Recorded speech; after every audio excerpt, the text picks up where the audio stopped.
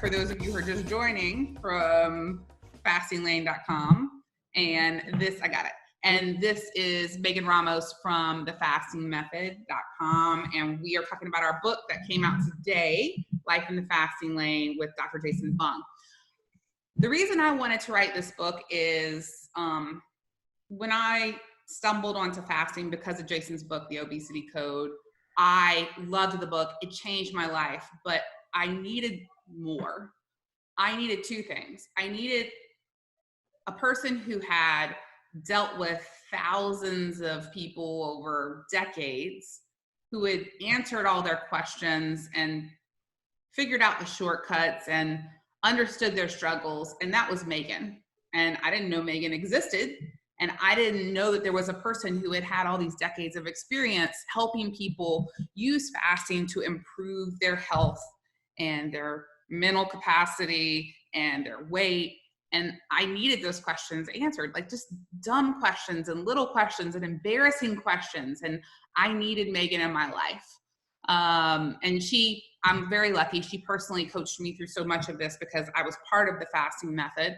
And there are memberships where you can get personalized coaching, which is right for some people. And some people just need information, and that's totally fine wherever you're at. I needed more. I needed personal support. And the other part, you know, besides Jason's brilliance and research and the way he's treated patients, like I got that. And I understood the science to an extent, but sometimes the science was a lot for me, honestly. Like I would just zone out and I'd try to follow it, but I couldn't really apply it. But what I also really wanted is someone who had been fat and felt ashamed and felt lost and had failed in every way. And that was me. And I couldn't find that voice of somebody who had done every diet, done binge eating rehab, you know, treatment for 40 days, been hypnotized, gone to therapists, had fitness experts, done every different kind of on the market diet, magazine diet, used medication, used diet pills, and had 3 failed bariatric surgeries. So I couldn't find someone who sucked as much as I did. I couldn't find someone who had failed as much as I did. So I peaked at 300 pounds. I had pre-diabetes and health issues and infertility issues and PCOS and recurring bronchitis and all these issues. And I don't know. I think I found a lot of people who like maybe got to like this, like they looked like models and they had discovered fasting and thought, you know, like they were like 120 pounds or 130 pounds, which I'm super happy for them, but that's not me, right? I don't think I'm ever going to see those numbers since I was like maybe 10. But for me, I had failed so much, and fasting was just information I thought people should have, because it doesn't mean that I think I figured out weight loss and health for everyone, but I did figure it out for me. And I do think if I had had this information 20 years ago, I would have had a very different life without medical expenses and a bad immune system and surgeries and fertility treatments. And I feel like people deserve that information. And I also want to be as lazy as possible. I also want to put in the least amount of effort as possible into my weight and into my health. And I know there's much better people than me out there who work out all the time and do things really well. Like I'm not that person. I would like to be as lazy as possible and get the largest amount of reward out of it. And I just wanted somebody who had failed the way I did to tell me what fasting was really like, because I had so much fear around it. And so we created this book, Life in the Fasting Lane. Diane, thank you for asking why it's different. We don't think that there's ever been a book before that combines a doctor, one of the best doctors in this industry, a researcher who has treated thousands of people, and just an everyday person who was super good at failing, who finally found success through fasting. We wanted to tell you the truth. We wanted to tell you in the most simple terms. And we also wanted to deal with this from the emotional and lifestyle side of things. Like, it's not just about your body. Whether you're trying to lose 5 pounds or 500 pounds, you have your own journey of shame or frustration or hopelessness or just a little bit of weight you want to lose. Everybody has their own story. and accepting all of those differences and making it possible for you to succeed is what we wanted to do through this information. Megan, can you talk a little bit about all of the people that you have worked with over the years and some of the recurring themes that you've seen with the emotional side of things? Women, how they feel; men, how they feel; people who have failed their whole lives and gone to their doctors time and time again to try and pursue better health. Can you tell us a little bit about those people? Yeah, absolutely. And nowadays, with people growing up on more processed and refined foods, we're seeing a lot of men have these struggles too that were commonly only associated with females. Like it was next to impossible for females to lose the weight, that we had all these complicated hormonal issues that our male counterparts didn't. And nowadays we're seeing even more men struggle and not be able to navigate the emotions that come along with that. So here, I've worked with over 14,000 people personally. Last time I did the math. And there's time and time again, people have spent time, energy, resources into different dietary plans, spent a lot of money and invested a lot of emotion into the success of those plans and have struggled at achieving success. So sometimes when they try fasting, they try to do it really sort of extreme too. And they don't try to fit fasting into their lifestyle and utilize it as a tool and as a therapy to help them get their weight under control, because they're so emotionally burned out already from trying so many weight loss things at start. But I just want to assure everyone who might not have tried fasting yet, who's listening to us today, that it is a successful tool. And, let the motto be progress, not perfection. And, fasting, you're going to get great results with fasting, but don't bring in those emotions with those miracle diets that you tried in the past. Every day you fast, every day it becomes easier. Every day that you stick with it, you generate more success. But there's a lot of issues that we're experiencing right now just with the emotional side of eating, especially when it comes to stress. We have all been brought up, I think, to let food be there to comfort us when we're feeling down, when we're feeling lonely, when we're feeling anxious and like life's spinning out of control. So right now, that's an issue that I'm seeing a lot of people struggle with and realize that, hey, food is my best friend. Food is there to help support me and comfort me. And there's a lot of people, both men and women right now, that are struggling to overcome that. And they're starting to recognize that, hey, I'm not actually hungry, but I've got this deep emotional connection to eating food to cope with stress. And during happier times, people start to realize too that they use food to help them celebrate all of life's successes. Let's reward getting that promotion at work with this great indulgence in food, or let's celebrate a birthday with a big 7-layer chocolate cake. And that's how we choose to celebrate, is also with food.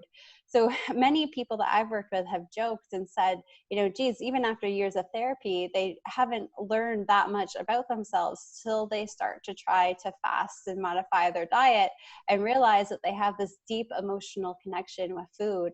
And then there's just sort of sugar and carbohydrate addiction too, because these foods, these processed and refined foods, are designed to make us addicted, designed to keep us coming back to the store and purchasing more. And it really sort of throws off our bodies, and it causes our bodies to crave, these dopamine hits that we get, especially when we eat sugar. And it's very similar to that of like having cocaine, is a similar response within the body.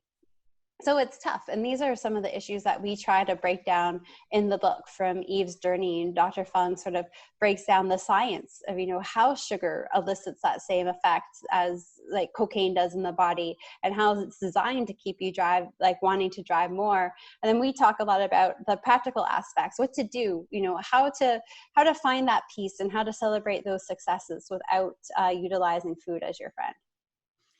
Megan, I was absolutely addicted to sugar. I mean, I'm sure I still am. I eat a lot less of it, for sure. I do have it sometimes, and I love it. It's definitely my drug of choice, for sure.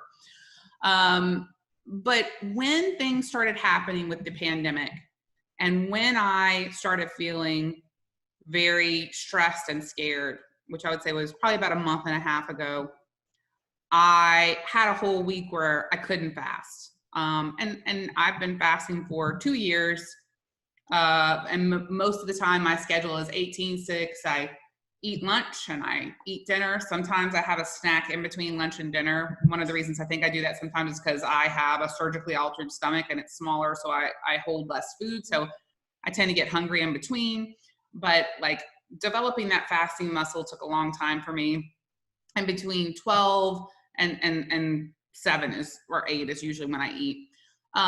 But when I got upset and I got stressed out, I ate.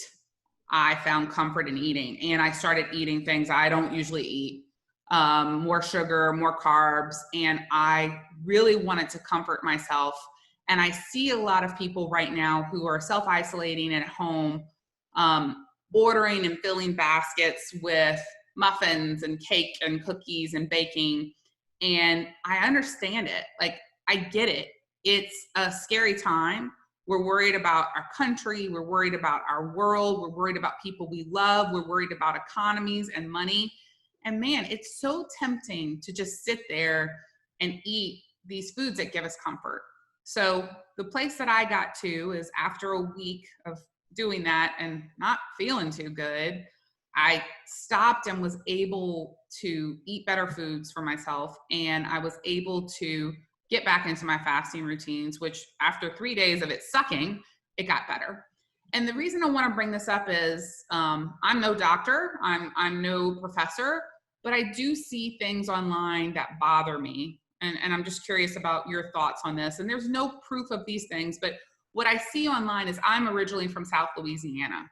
And South Louisiana right now is a place that is suffering immensely with COVID and seems to have a higher death rate right now.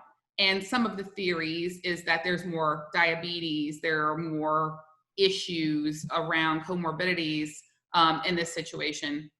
And I'm worried about my home state.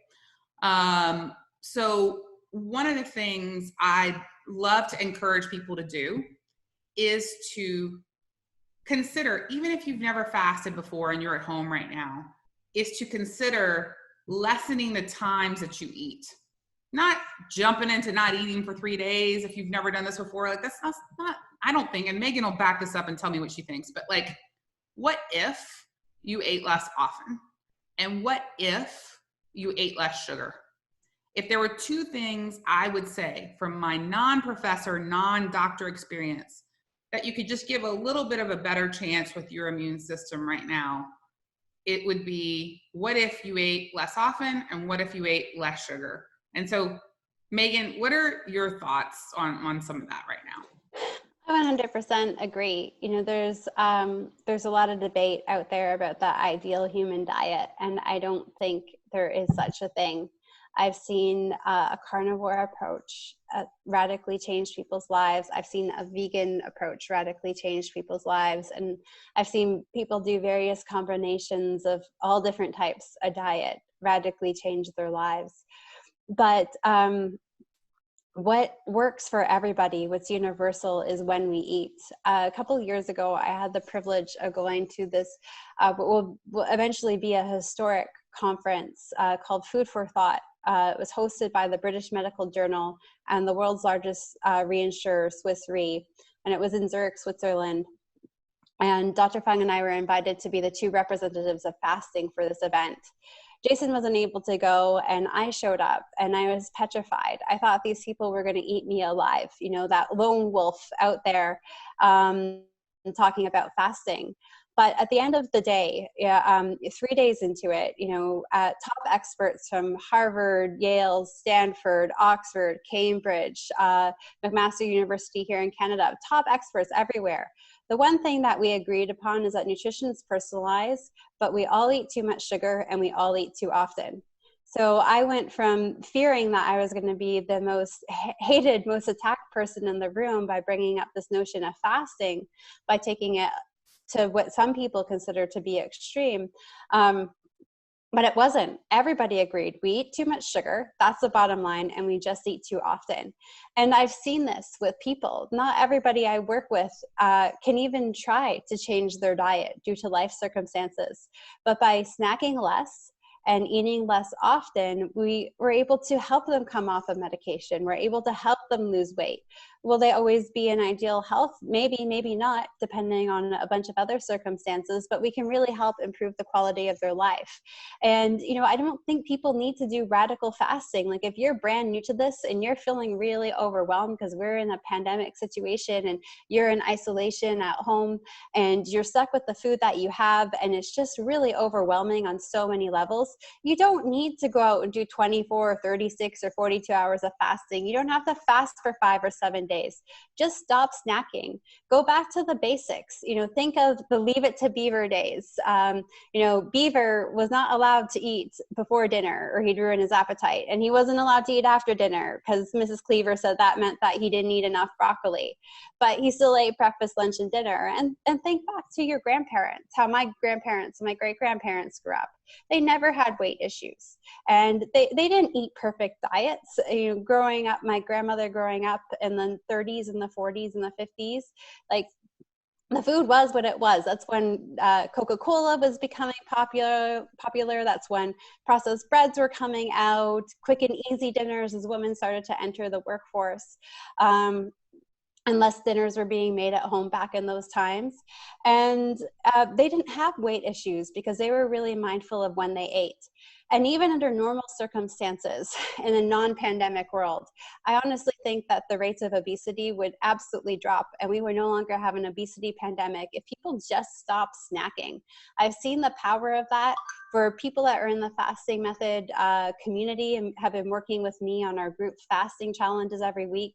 We've been demonstrating, you know, with thousands of people every week, the power of no snacking during this crazy time, hearing how blood sugars are going down, how blood pressures are going down, people are needing less medications, people are losing weight, not even doing crazy fasting, just not snacking, going back to the basics, going back to those Leave It to Beaver days where you just ate breakfast, lunch, and dinner, or lunch and dinner, and regardless of what it is during this time. I love that, Megan. And it's interesting. So Megan and I are here talking about our book, Life in the Fasting Lane, that is out today, April 7th. How can you get this book? You can go on Amazon, you can go on Barnes & Noble, you can go online to any bookstore, you can get it on Kindle, you can get it on an audiobook, you can get it anywhere. You can go to fasting.fyi/book. You can go to thefastingmethod.com. You can go anywhere and get the book. Let's say you're worried about money right now, because a lot of people are freaking worried about money right now. Then don't buy the book. It's at the library. Sign up and get it at the library. We don't care. We want you to have the information. We both have sites, thefastingmethod.com and fastinglane.com, that has ridiculous amounts of free information, podcasts, videos, things that you can read. So whether you want the book or you just want some free information, great. Either way works for us.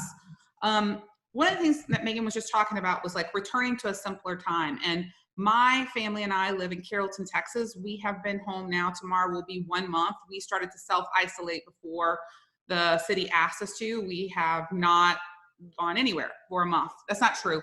My husband did go through drive-through pharmacy to get 2 prescriptions, regular prescriptions for us. And then that's been it. Everything else we've had delivered, and we've stayed home, and we are doing our part to stay home and support our medical workers and have our best chance to, you know, be healthy and keep other people healthy. And it's weird, right? We're home all the time. I'm home with my husband and my daughter, who's 13, and my dog. I'm so thankful for my dog. And I'm home with my favorite people in the world. And I still get sick of them. And I still get frustrated that I don't have somewhere to go.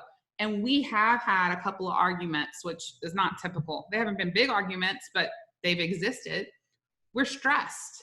Most of us feel grief at this point, but we're not sure if we should feel grief because perhaps we know someone that's sick, or maybe we don't, and we just see it out in the world. Perhaps we're happy with the way things are being handled in our county or our country, or perhaps we're frustrated with it. Perhaps we're scared about how other countries are doing? Are we just, there's a lot of unknowns right now. There's a lot of stress financially, medically, and just in a situation that we have never seen ourselves in before. And there is a big return right now to the way life was before. People are gardening, people are improving their homes while they're home, people are spending more family time together, and we're trying to treat each other well. So when Megan talks about this whole thing of returning back to the way things were, we're kind of doing that in a way anyway, right? We're kind of playing more board games, and yes, we use the internet like crazy because we want connectivity, and I have whole thoughts on all of that, like how people have been bitching about social media and how evil it is, and now we have to rely on it to have communication with each other because we can't do that in person. It's not the tool that is evil, it is the thing behind it that humans bring to it that makes something good or evil, right?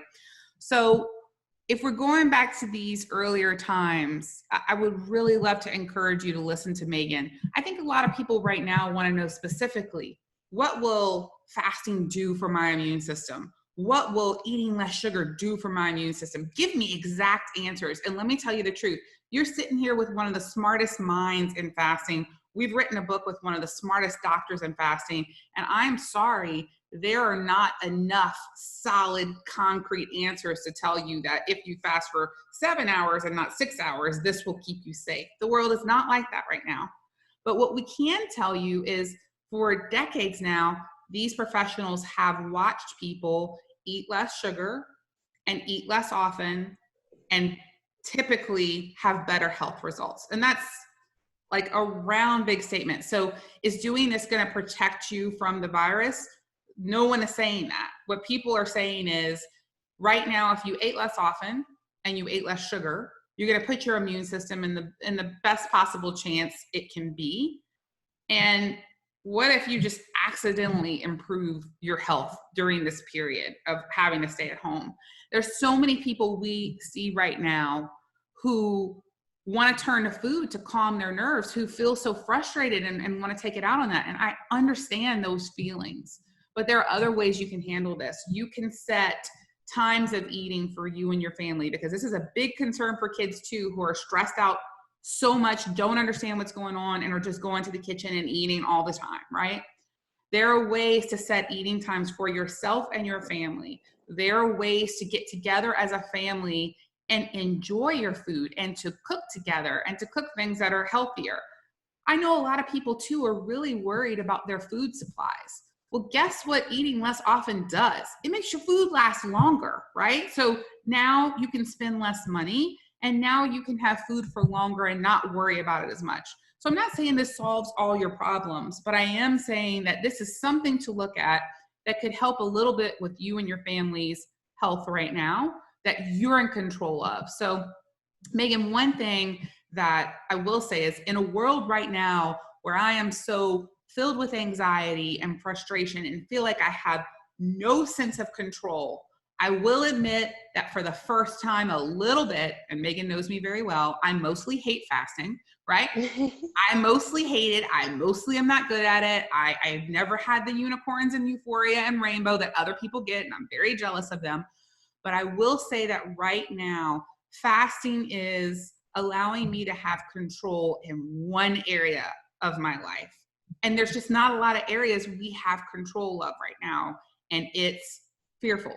So what have you heard about people, have people been talking about as the fasting method has been working with more people during this period? Because I know you guys have had a huge influx of people needing support.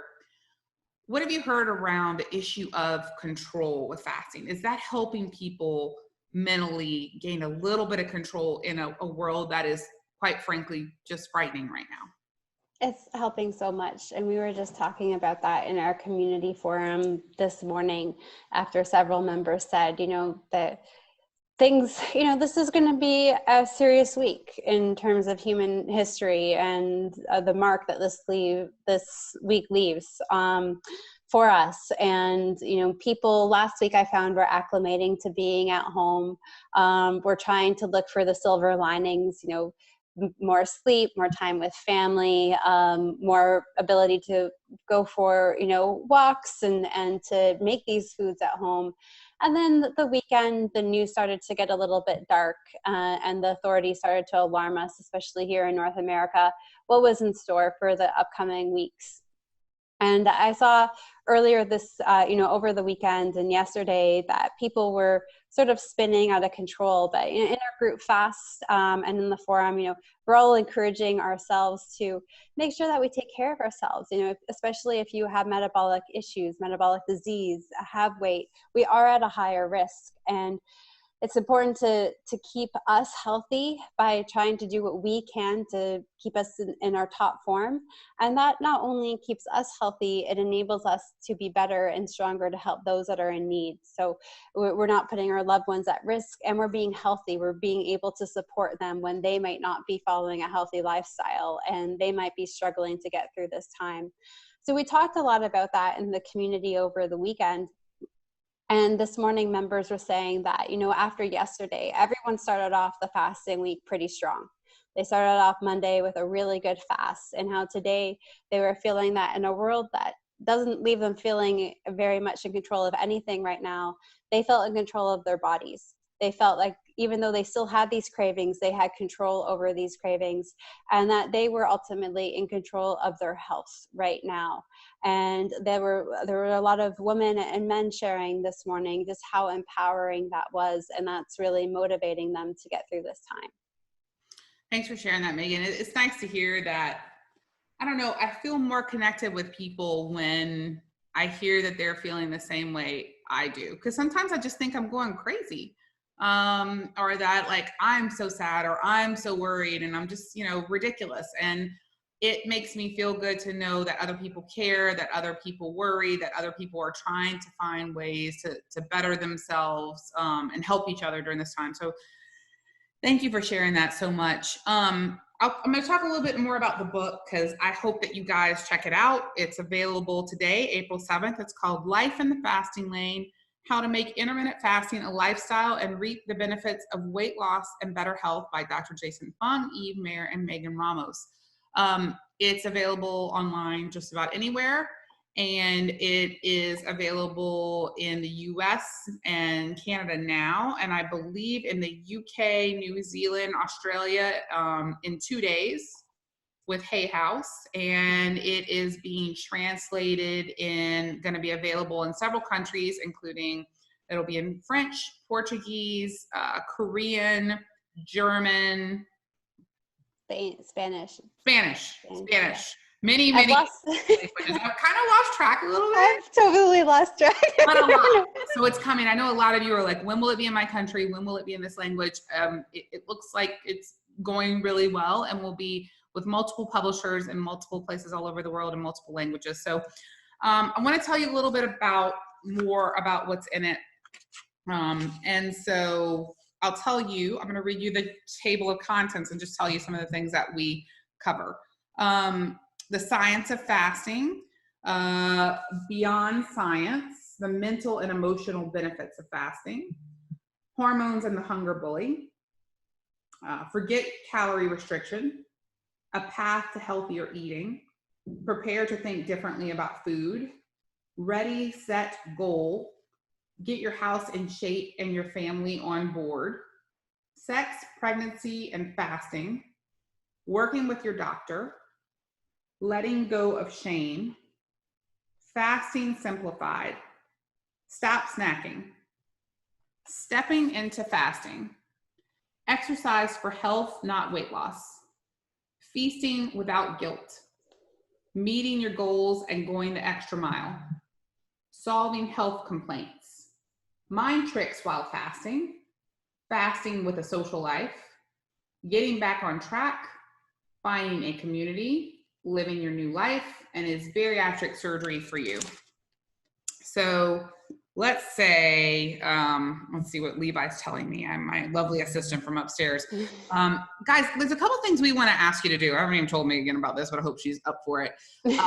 When you buy the book, we really want to hear from you. So there's all kinds of ways you can get in touch with us. First, we would absolutely love your book review. I saw 2 last night, our first 2, Megan, on Goodreads. We had 4 stars. I was like, oh, and 5 stars. I was much happier with the 5 stars. Great feedback. I think the biggest compliment I really felt was, you know, they were like, this book is like more of a book that changes your life. And so that made me feel incredible. But please put something on there that is, you know, honest, what helps you, what you are looking for, what you need. Tell us how you feel about the book on Amazon, Barnes and Noble, Goodreads, you know, wherever you get the book. We'd love to do it. Another thing I'm asking people to do is, you know, right now we're doing this live, and we'll be sharing out the video as well, and we'll be doing it on the podcast, is there is a Facebook group, which is the Fasting Method Facebook group, which is a fantastic resource for support. We're doing this first in there and then sharing it out. And people talk a lot and ask a lot of questions about the book there. And then fastinglane.com, we post all the things about the book there, and we'd love for you to show it. But one thing I started asking people to do, Megan, which I'm trying to come up with a creative idea of how I want to use this, is I'm asking people to hold up the book, because they were getting them last night and they were excited, and I was so excited. Hold up, and they would like post a picture of the book, and I'm like, no, like I want to see a picture of you with the book. Like this is like, I've seen the book, it's cool, it's pretty, but I want to see these people. I want to see these people of different ages and different sizes and different, you know, just like all kinds of different people all over the world holding up the book that they're turning to right now. So I've asked people to please post a picture of themselves with the book. I want to take that, and I think I'm going to give it to an artist friend of mine, Lisa Wigger, and ask her to like make a piece of art for me out of that, so I can see like the faces of the people that read it. So that was my thought last night as I was on my almost 1 month stay at home. I'm going a little crazy, Megan, perhaps, but Megan, where do you want people to interact with you about the book, ask questions about the book, post their pictures, and give us feedback? Like, what are some good things for the fasting method? I mean, connecting with us, we have the Fasting Method Network Facebook group. You can tag us at Fasting Method on Instagram and on Twitter, and we'd love to see your posts and share them and hear what you're thinking about the book. And if you're in our Fasting Method community, we have a monthly community membership, and we're offering a couple of week free trial now to people out there that are struggling and do need help during this time. And we have a really active forum. We have really active group fast, and we have all these really active live interactive groups. I think I said interactive 19 times. I need a nap. I have pandemic scrambled brains. But we have these live focus groups where you meet up with our fasting team, and you meet up on various topics. So we'd love to hear what you're thinking. So if you're in our community, make sure to post your photo with our book in our forum, and to share your thoughts in our focus groups and in our hangout rooms. So thank you everybody for all of your support. We would like to thank HarperCollins for being our publisher, and Rick Broadhead, who is our agent and put up with us for all these years. But this has really been a dream come true, and we're excited that the book is out. We hope that it helps you. We hope that it helps you. And I always say this, and I know they think I'm crazy. It's like to your health and hotness. Like when I started this journey, and Megan knows this, I just wanted to get hotter. Like I really wasn't like this great person like so many of you I met is. Like, I want to improve this disease. I want to be able to, no, I just wanted to like look good in a bathing suit.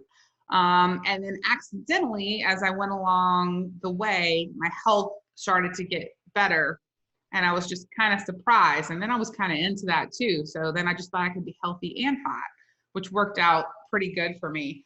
But I think that this book is different, and what we hope is this book reaches you at a place where you're not judged, right? Like Megan was talking about, we have people who read this book that are vegetarians. We have people who read this book that are carnivores. We have people who read this book who actually don't even change anything about what they eat and simply change the times that they eat.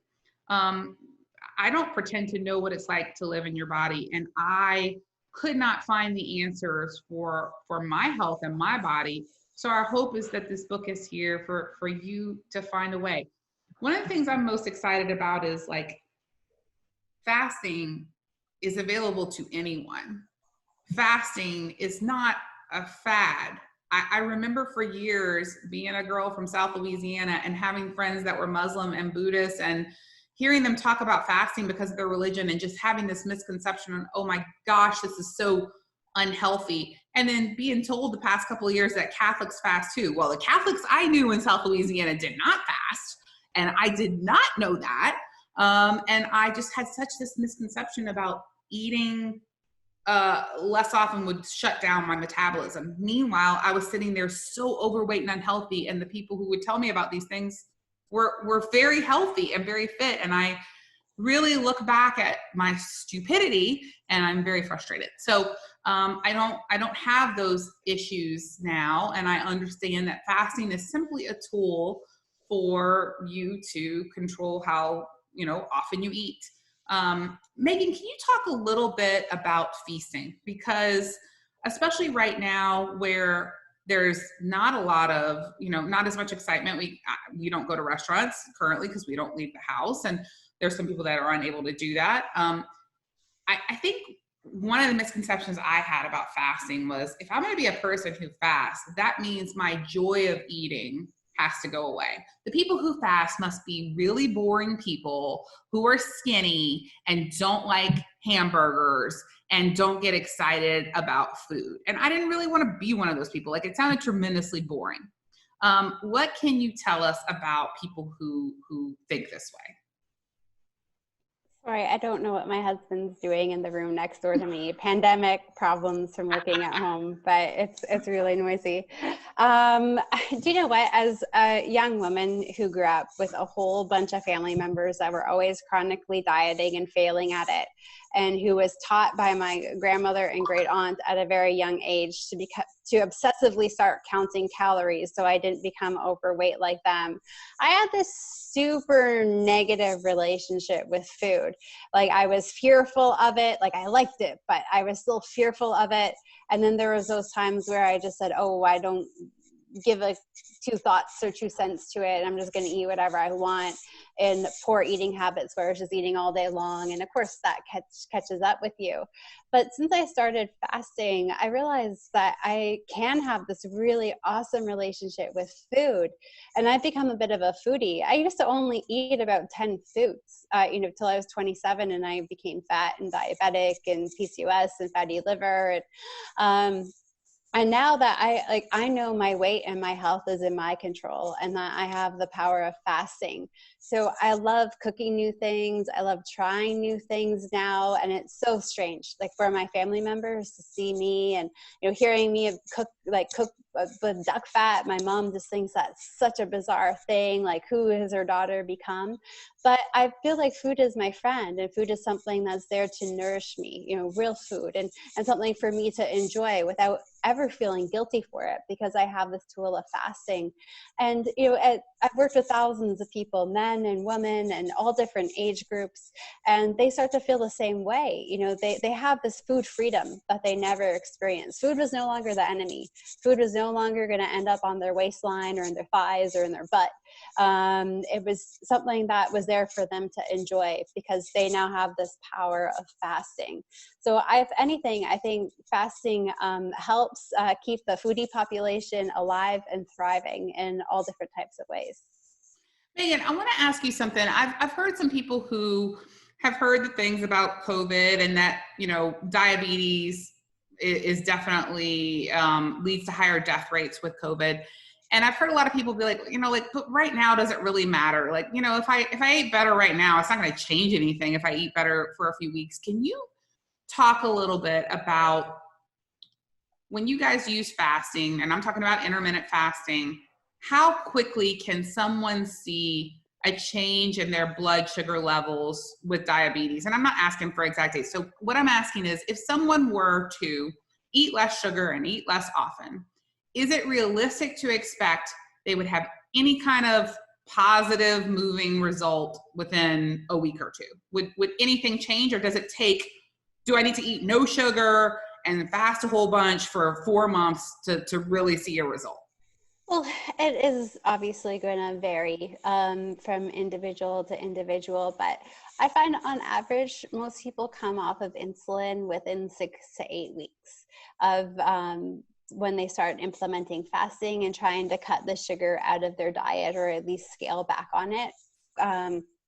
At least through the weekdays. So I would say about 6 to 8 weeks for that. Sometimes we've worked with so many people that just suddenly after a few short fasts are able to dramatically reduce their insulin intake too, because they see their blood sugar levels come down so quickly. So it is something that if you just give a few weeks, you're going to see some pretty dramatic results. I mean, I really like that. And we don't know the magic tipping point, but what the heck else do you have to do right now for most of us, right? Like we always say like, oh, when I'm less busy with work, when this is going on, when I have more time, like I'll make better food and whatever, like might as well do it now, right? Like we're all at home, and most of us are at home if we are able to, and we're not essential workers that are having to go out, and we all have less time, and we all probably have less money. This is the perfect time to try intermittent fasting. It's the perfect time. And like when I say that, once again, let me be clear. Step 1, snack less. Like if you eat 10 times a day, tomorrow I want you to try something bold. I want you to eat 9 times. Like seriously, that is all we're talking about. You don't need to get crazy. Just eat 1 less time tomorrow and see how it goes. And at first you're going to be like, man, I'm really hungry during this time. And the next day, do it again. And honestly, for most people, at least for me, Megan knows better people than I, it sucks at first. You're like, I really liked eating that 10. It was really fun and relaxing. Just go through it. Have a big glass of water and eat 9 times that day. Do that for 3 days. And I bet you like on the 4th or 5th day, it will suck less. It will probably still suck, but it'll suck less. And then a few days later, you might just be okay with it and be like, I can eat 9 times a day. Do that for a little while. And then the next day, try eating 8 times a day. Like I'm serious. I know people think that's silly. I literally used to eat 8 to 10 times a day because I was told to do that to try and lose weight. Guess what? I just got fatter. I just got unhealthier. So at least for me, that was not a good plan. And I'm all amped up. All right. I'm amped up because I've been fasting today and I always get like that. All right. So we're going to wrap up here. This is our book. It's Life in the Fasting Lane. We really want you to get it.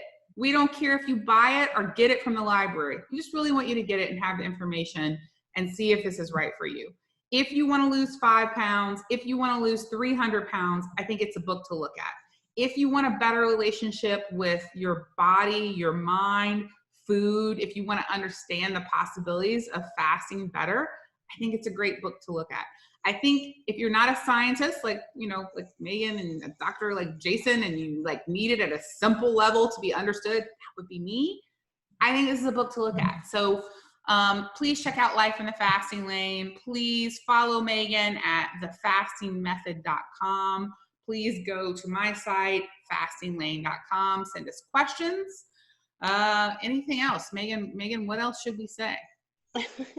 Just keep us posted. None of us have to go through this alone. And like Eve said, we have so many resources. We have resources for free. We have resources that you can pay for, or some really personalized resources if you're really struggling and need more help.